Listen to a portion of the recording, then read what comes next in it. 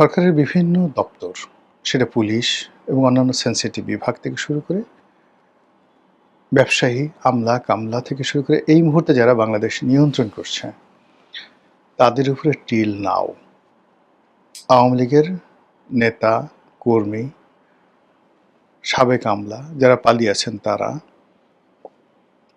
এবং একই সঙ্গে স্বয়ং শেখ হাসিনা, তাদের একটা বিরাট প্রভাব আছে।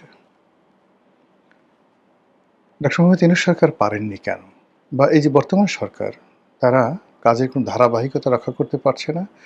যেখানে হাত দিচ্ছে সেখানেই আঙ্গুল পুড়ে যাচ্ছে বা হাত পুড়ে যাচ্ছে, এবং অদ্ভুত সমস্যা তৈরি হচ্ছে, বিশেষ করে জ্বালানি সেক্টরে। এবং এই জ্বালানি সেক্টরে যারা কুশীলব, তারা কেউ জেলের মধ্যে আছেন, কেউ দেশের বাইরে আছেন।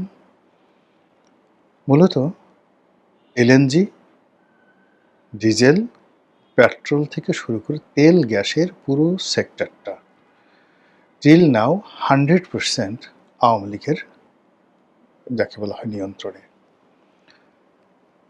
এখানে সরকারের যে সমস্ত লোকজন অতি বিএনপি হয়ে তারা মূলত বেনিফিট নিচ্ছে আওয়ামী লীগের ব্যবসায়ী, আওয়ামী লীগের আমলা কামলা তাদের কাছ থেকে। আর এই সুবাদে আওয়ামী লীগের যারা লোকজন ঠিক চাণক্যের মতো করে যেটিকে বিষকন্যা বলা হয়। চাণক্যের একটা থিওরি আছে বিষকন্যা।